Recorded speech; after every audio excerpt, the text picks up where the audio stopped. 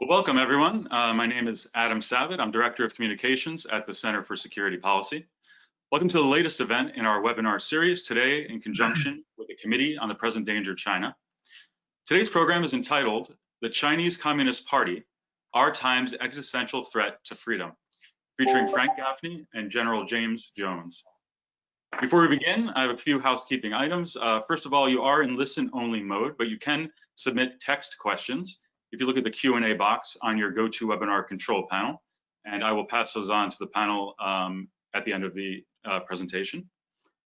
We will be recording this event. It will be available on our YouTube channel. That's youtube.com/securefreedom, as well as our website, securefreedom.org.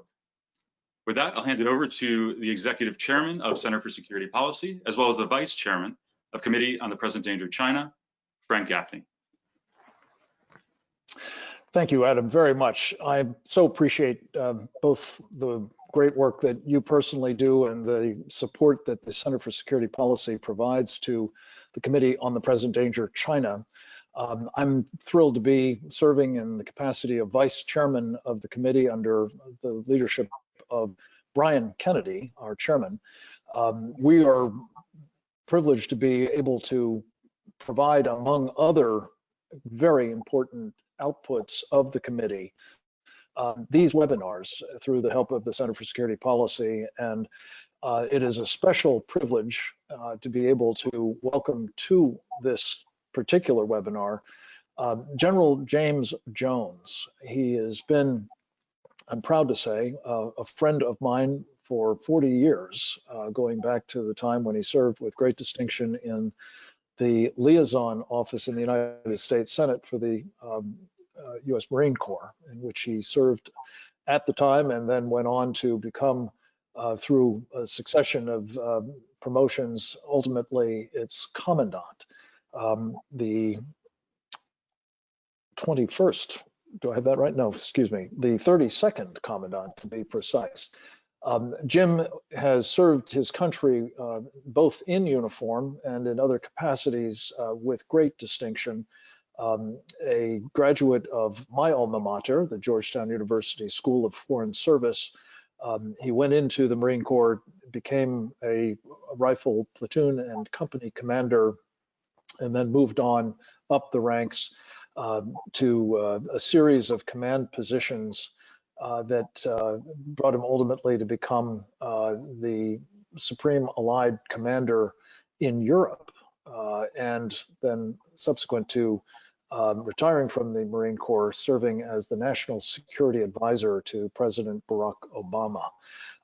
He has been very focused over much of that period on China and the developing existential threat to freedom that it represents. And it is a privilege to be able to say that we have worked together a bit on the Committee on the Present Danger's efforts to address that threat, particularly in connection with the underwriting of the threat that we have been providing through our capital markets. We'll be talking about that with General Jones. First, let me welcome him and say again, it's a distinct honor, sir, to have you with us and to tap your cumulative experience for the benefit of our audience. Thanks so much for joining us. Thanks, Frank. You forgot an important award that I received from your hands as the Keeper of the Flame some years ago, but it's an award that I cherish today. Well, thank you. I was going to mention it in due course, but thank you for bringing it up. And the honor was ours, really, to be able to confer that upon you. General Jones, I guess I'd like to start with a conversation. We'll open it up to questions from our audience, as Adam mentioned in a minute. But let's just sort of level set, if we can, on the nature of the ambitions of the Chinese Communist Party under Xi Jinping, its dictator, general secretary, the man who will presumably for life be leading that party. And I think it's fair to say in some rather ominous directions. What's your assessment of the China dream as he's propounded it and what he's doing to fulfill it? Well, Frank, thank you very much. And really, that's a good place to start, I think. I would say that, you know, since the end of the Cold War, with regard to China, most of the democracies in the world have kind of been asleep at the switch in terms of what their long-term strategic thinking is. And it is one that's, I think, coming into focus now. Hopefully it's not too late, but it's one that is clearly stated in many of Xi Jinping's proclamations, but it's one of seeking to establish China as the dominant country on the face of the planet during this century. I think, and if it's not this century, it's certainly the next. But I would say that their goal is has more to do with this century than the next one. And they've made fantastic headway. I think we've seen a rise in what I call smart autocracies. The Cold War was against another autocracy, the Soviet Union, but the Soviet Union, other than the fact that it had nuclear weapons, didn't have much of anything else that the rest of the world needed or wanted. And so it was a fairly clear contest that resulted, you know, favorably our way and the way of democratic countries. And why is it a problem, General, if the Chinese become the dominant power in the world? Isn't it just another, you know, trading partner and member of the international community? Well, yes, that's true, but it's what you do is important, and how you do it is important as well.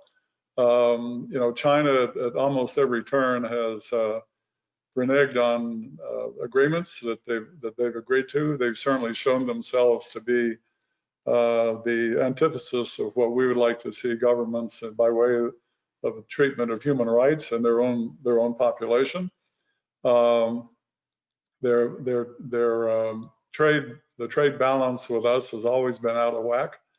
I think when I say that some of us were asleep at the switch, and some of our countries were asleep at the switch, is we believe rather wrongly, I think, that for China to succeed the way they want to succeed, at least in terms of trade, that they would eventually see the illogic of a communist system against a free market in a free market society, and that ultimately the free market democratic principles would cause the communist system to fail. And that has not happened. As a matter of fact, due to their advances in technology, their ability to control their society is augmented by a factor of significant proportions. And their tactic with regards to other countries is fairly simple. I say that I like to think of it as 3 steps. One is they penetrate the societies, and they started this in Africa over 10 or 15 years ago. They penetrate, they expand that penetration, and they penetrate by any way, by the way, I should say, but through bribery, coercion, whatever it is. They penetrate the society. Once they're inside, they expand their footprint, and ultimately they seek to dominate the behavior of that society. During my 4 years as in NATO, my other hat was as commander of U.S. forces in Europe and Africa, and I watched with great alarm their penetration and their replacement of the United States as the largest trading partner of the African countries. And the way in which they went about that was very rapid, very skillfully done. I don't think they were as successful as they think they are, but But it gave rise to conversations that I had with many European, African, Asian leaders over the years that basically starts out with, China is here, where are you? Where are you? Why aren't you here?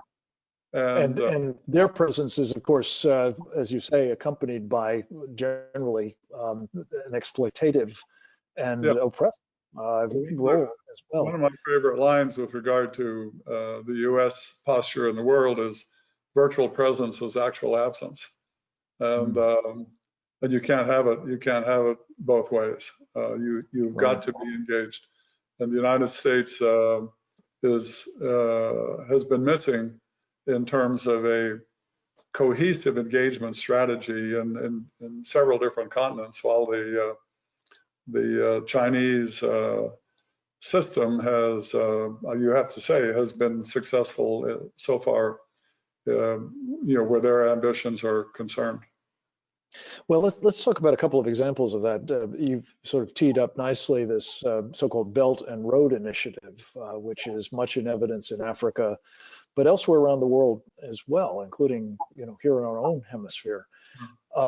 General, as you've looked at what that entails, one piece of it, and I think this goes along with your description of the sort of incremental strategy they pursue, has been to offer these seductive, well, I kind of think of them as payday loan arrangements on credit cards. We'll build you the infrastructure you want to have for your society. Oftentimes there's a little corruption to grease the skids, but the effect of all of that has been pretty negative, I think it's fair to say, for most of the countries involved, if not all of them. How is the Belt and Road Initiative playing out as you see it? And is there an opportunity, if we do get engaged, to flip it? I think I think you're right in pointing out that what China has achieved is not always necessarily the best of all results. Generally, in many African countries, the infrastructure that they've contributed to has been built by Chinese labor that they've imported. I remember once the chief of the general staff in Algeria was proudly telling me that they had given contracts to China, but that the labor also came from China. And I said, well, where are they? They said, well, they send them over on prison ships. But the end result, I think, generally speaking, is that some of their work is shoddy. It doesn't last long. It's already falling apart. And I think a fundamental mistake is that by bringing in their own labor, they wall themselves off from doing anything for the country in terms of leaving a footprint behind that typically democratic countries, and especially the United States, would do many other things to benefit the society. But absent that visible effort, they really have one choice. So that's why I think we have to get engaged in it. With regard to Belt and Road, I think the virus, one of the consequences of the virus is going to bring this to a screeching halt, at least for a while. I've been involved in an activity called the 3 Cs Initiative, which is to build a north-south corridor in Central and Eastern Europe for energy, telecommunications, and transportation. During the Cold War, the Soviet Union built everything east-west, and today there's very little north-south activities. And 12 countries have now signed up to the 3 Cs Initiative. The 3 Cs are the Adriatic, the Black Sea, and the Baltic Sea. And 12 countries have signed up to join together with over 57 different projects that is going to be a serious competitor to what Russia is doing with regard to using energy as a weapon, but also will significantly help Central and Eastern Europe gain equal footing with Western Europe in terms of economic prosperity and hopefully offsets to the proximity of Russian intimidation. And the Chinese efforts to penetrate into Europe as well, as they have done in some areas. That's the alternative to the Belt and Road initiative is the 3 Cs initiative. It's the first big coalition of European countries, EU approved, that is coming together. The big meeting this year will be in Estonia to further the funding and the economic infrastructure that needs to take place in order to make this a success. And by the way, the United States has wisely offered to kick in $1 billion on the energy pillar, which was a very good move. This is hugely important and hopefully a model for what we could be doing elsewhere as well, General Jones. Let me ask you about one particular piece of the kind of infrastructure that the Chinese Communist Party has been building out, notably, but not exclusively, in these Belt and Road countries, namely 5G, the 5th generation wireless. I know you've expressed in a number of settings real concern about what is involved in that.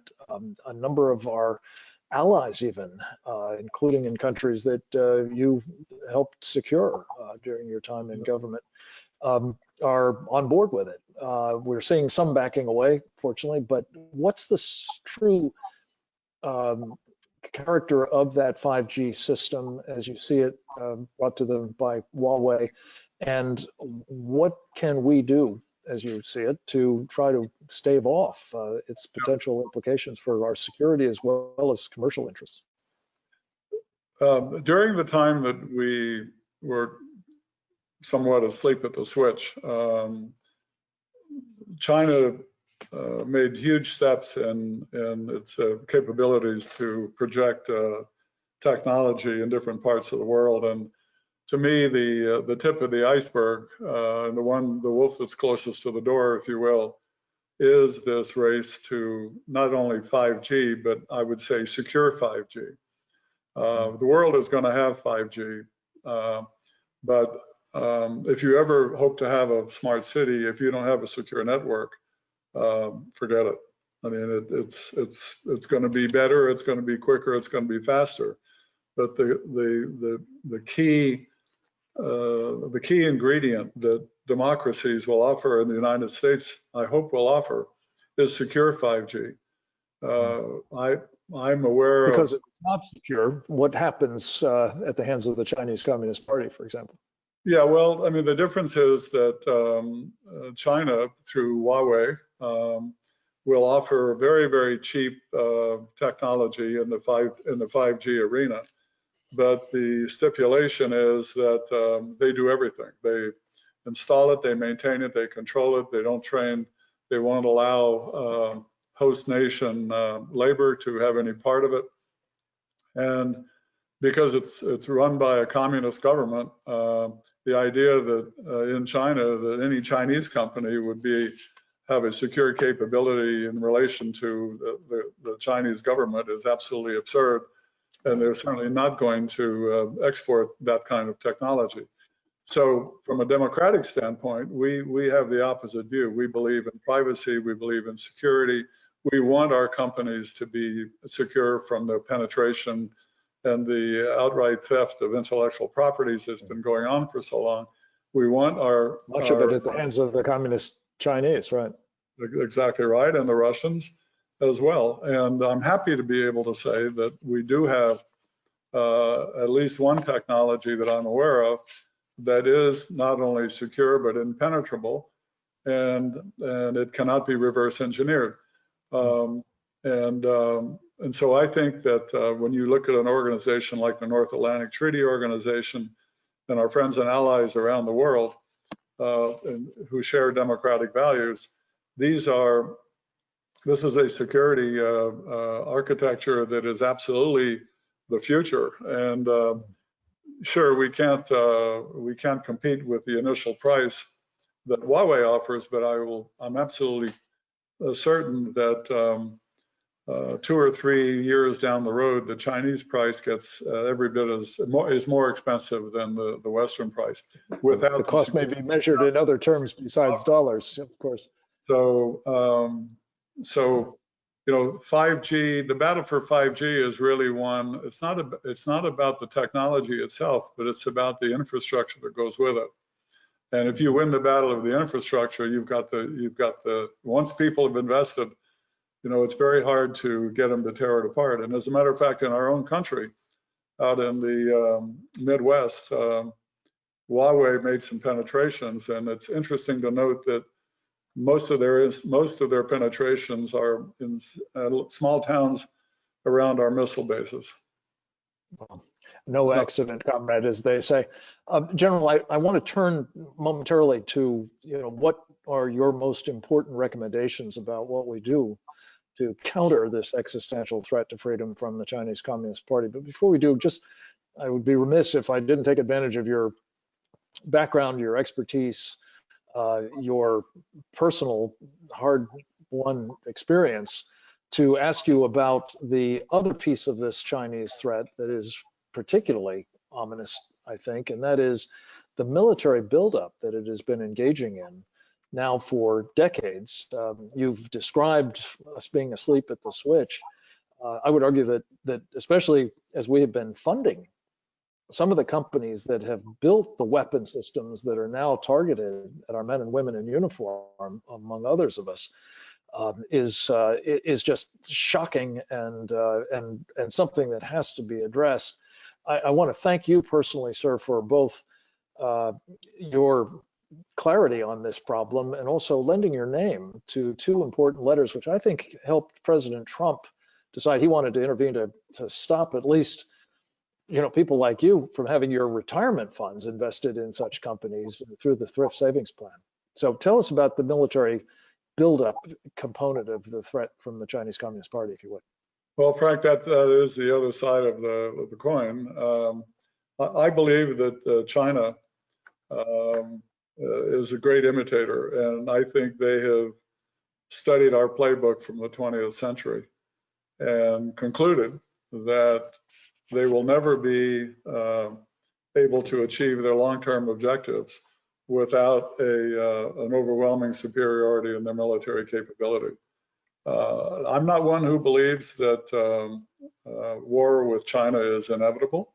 As a matter of fact, you know, through the 20th century and the Cold War, there are a lot of people who believe that war with the Soviet Union was inevitable, but it turned out not to be. And I think there's that experience can be very instructive for us going ahead with China.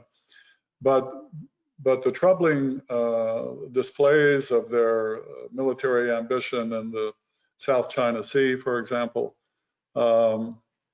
is a possible flashpoint. We could possibly have a military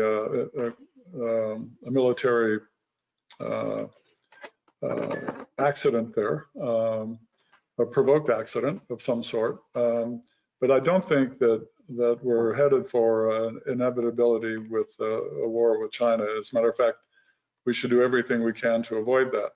But one way we avoid that is to maintain our superiority in the things that are absolutely most critical to us, and that's our technical capabilities and also our strong intelligence networks, our communications, and also our ability to develop the next generation of weapon systems that will at least deter China from ever thinking that it's going to achieve a dominance in the military spectrum over the United States. And then once that is established, then I think we can go on to see what we can fashion in terms of a reasonable relationship. But I think one of the aftermaths of this virus situation originating from Wuhan and the very obvious Chinese efforts to control the spread of the virus in their own country, but while letting people from the region travel all over the world to spread the infection, is something that I just can't believe that they're going to get away with. There has to be a consequence to that horrific behavior that has resulted in the deaths of so many people all over the world. We'll see what happens, but yeah. I think our friends in Europe, frankly, are now seeing Russia and China in a different light. The policy of appeasement, I think, is going to disappear for at least a period of time, and we'll have to see what happens. And I think on the trade issues, you know, if American companies don't come home or move out to go somewhere else, I'd be very surprised and very disappointed. Yeah. So let's talk about what we need to do about it. Reshoring our supply chains is certainly one of those things. Rebuilding our military, our industrial base, our technology edge is another that you've referred to, sir. Could we talk a little bit about this financing of the Chinese Communist Party through various companies? Again, some of them are sanctioned by our government. It's illegal to do business with them. Some of them are human rights violators, as you've said. Others are involved in their military threat and its expansion. Beyond the idea of having, you know, military government employees and retirees putting their life savings into these companies, which has been stopped, thankfully, by President Trump. Would your advice, sir, be that we ought to be applying that same basic principle to the capital markets more generally? Something the president has certainly alluded to, most recently in his speech about responding to the what he called the absolute snuffing, I think, or smothering, excuse me, the absolute smothering of freedom by the Chinese in Hong Kong. Yeah. So, Frank, I think you know, I think one of the things that we've done over the last few administrations is projected a sense of a questioning as to whether the United States would really prefer to be somewhat more isolationist than anything else. And we've seen that in the Middle East, which has resulted in unfortunate ties with Russia on the part of our traditional friends. We've seen it in Europe, who question our willingness to be involved in leadership positions in so many parts of the world. And I don't think that question's gone away. So until we project and come up with a straightforward policy as to why the United States and what the United States intention is over the long period with regard to the many relations that we have, and the expectation that the United States will in fact come to its senses and stop sending out images that were somewhat timid and less reliable as a result of that. I think we're going to have a continuing erosion in the confidence that in which we've been traditionally held. Having said that, you know, I think that that one of the benefits that we take for granted is the presence of unified commands in various on various continents all over the world. That's just a given. No other country has ever achieved that in a peaceful way for as long as we have. And I believe that those commands, buttressed by the interagency senior representatives of the agency, could be transformed a little bit into a more holistic implementation of our strategy in real time in the geographies that where we want to be seen and heard and respected. So projecting of confidence and leadership and using the various resources that we have in place all makes eminent sense. I guess one of the signals that we've been sending by underwriting the Chinese Communist Party has been that we are accommodating or kowtowing, appeasing, if you will. And assuming that that were to stop, I just wanted to ask you about one last bit, which I know you've spent a lot of time on, particularly, well, in the course of your career in the military, but also after you left, you worked in the Chamber of Commerce on a 21st century energy project. If you could just very quickly, General, talk a bit about energy as it plays into this question of our security vis-a-vis China, China's ambitions, what they're doing around the world to gain access to energy. It would help round out this conversation, and then we'll take some questions from our audience. Sure. And as a matter of fact, I think, you know, part of the answer to your question was, what do we do? It does concern the use of energy and the use of our economic might. But I should point out very quickly that the Congress has, in the absence of any kind of Trans-Pacific Partnership program, has started an Asia reassurance initiative that is worthy of note, because it basically brings together the former TPP countries, hopefully with the United States, to offset the Chinese economic vortex in that part of the world that left unchallenged will suck in all of the smaller countries' economies over time, just as they're doing in Hong Kong. Next will be Vietnam, then the Philippines, and so on and so forth. To say nothing of Taiwan, which we all share. Taiwan.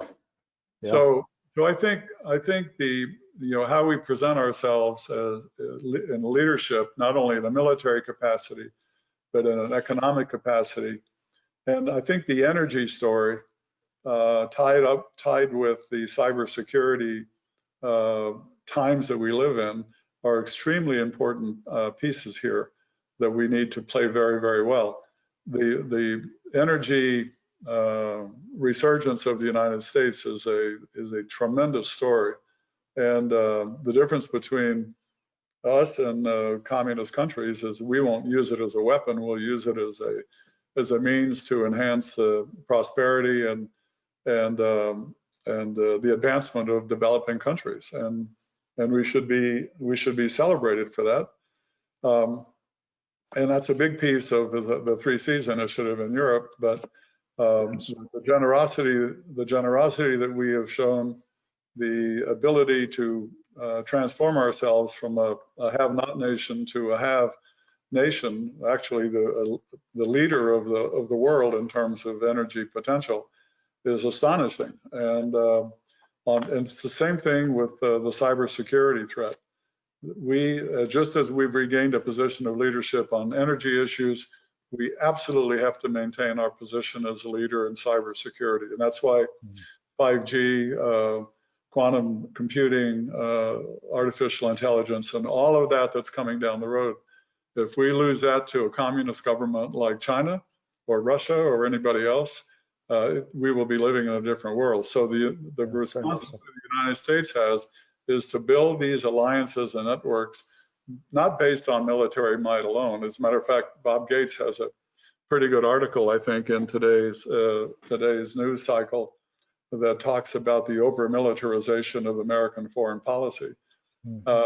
We are more than just a strong military nation. We are a nation that celebrates values, that celebrates economic prosperity, that celebrates freedom, celebrates access to energy, and the right of the individual to live in a free world.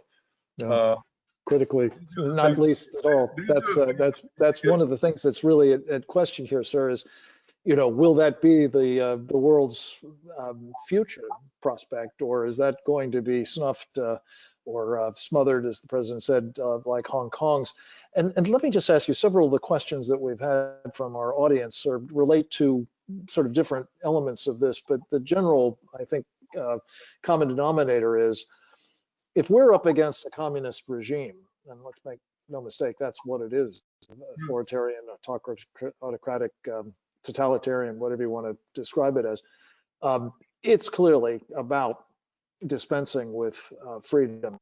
And we need, I think it's fair to say, and you've basically laid out a whole of society response to the challenges that we're seeing from China. How do we get there from here, as you see it? Our society is obviously fractured. We've got rioting going on at the moment. The Chinese are benefiting from that, certainly, if not actually encouraging it. But what would you say to listeners like ours and Americans more generally, General Jones, about the need for such an approach? And as I say, how do we affect it? Well, I think I think that one of the things that well, there are quite a few things we could talk about, but I think one of the things that's happening in our struggle with China is the fact that a smart autocracy can do things very rapidly. Their decision chain is, the time chain is very, very short, and you can see that how quickly they adjust to world events. We, on the other hand, are still working with a system that was designed in a much more measured time in the 20th century. And we have to figure out, I think we have to figure out a way to become more rapid in how we do things. We need an interagency that is much more able to function in the news cycle. I think that our decision time chain needs to be accelerated. But overall, I think we need to rebuild and reconvince people that we are intent on staying engaged on the big issues, that the United States wants to be a trusted partner, and that we will not stop trying to help developing countries achieve their place in the sun with regard to access to water, energy, economic freedom, military security.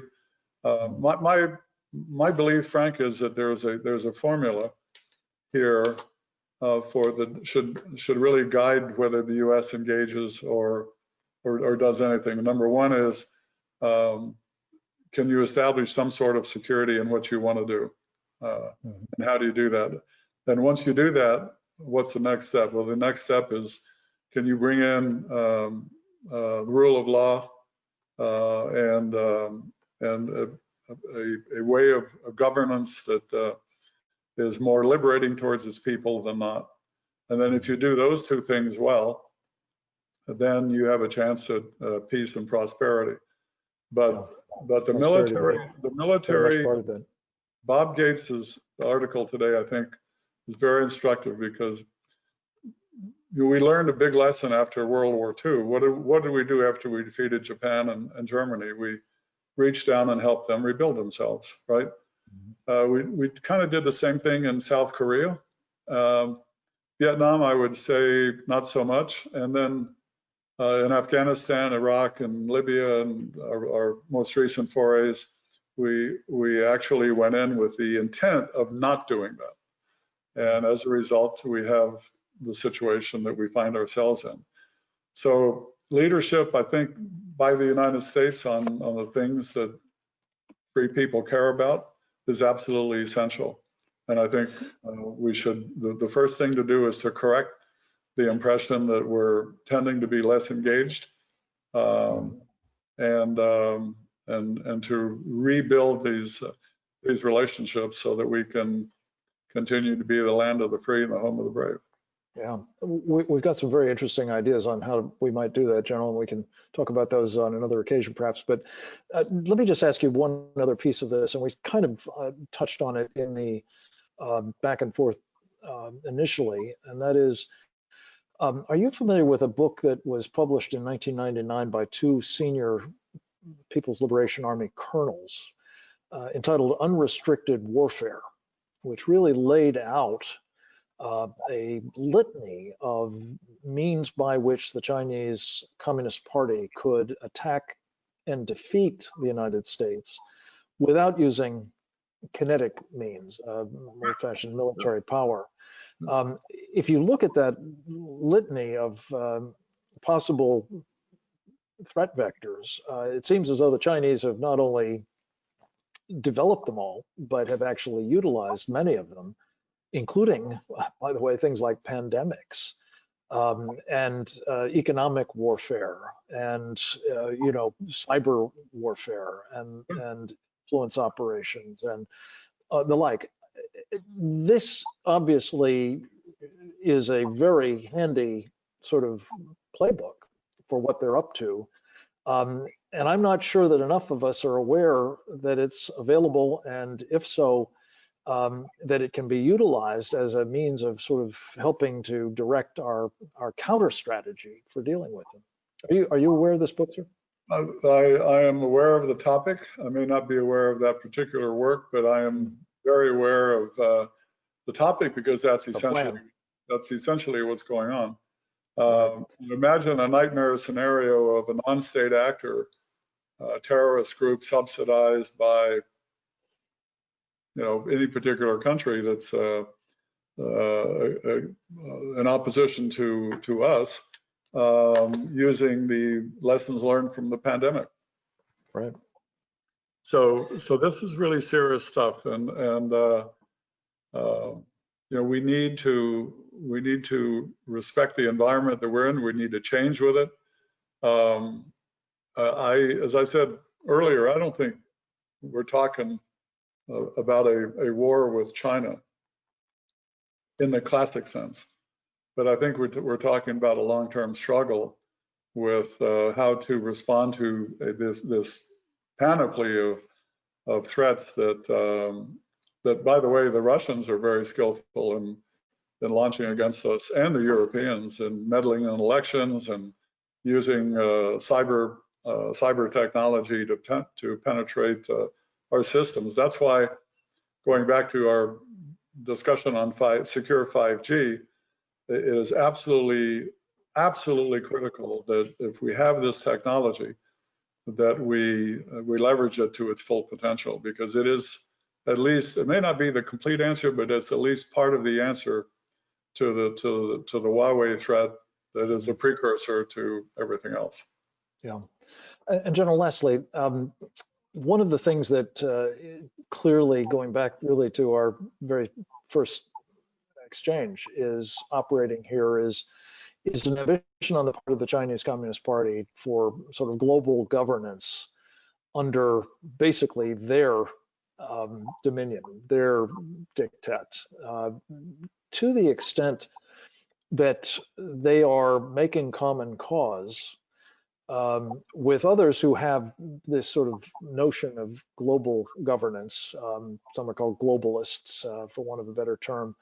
How do you personally regard the alternative here? Is a strong and sovereign United States essential to the kind of world that you forecast that has the potential for both peace and prosperity?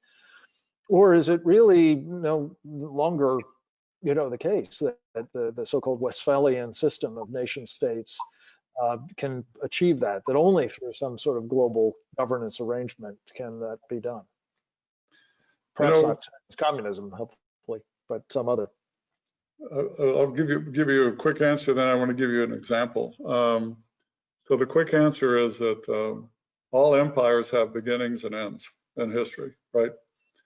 Generally, empires end by one of two ways. They're either conquered, defeated, physically defeated, or they implode from within.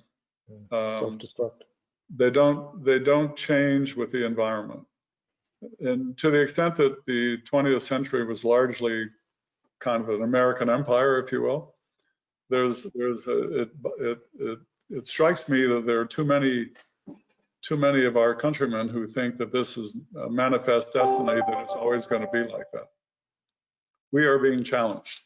and we're being challenged across a multitude of societal characteristics, and we need to be able to respond to that. If we do, we'll be just fine. But to think that just building up the American military, which is important, it's kind of the bedrock of everything that follows, is the only thing we need to do is to me a tragic mistake. And I'll give you an example of how things happen.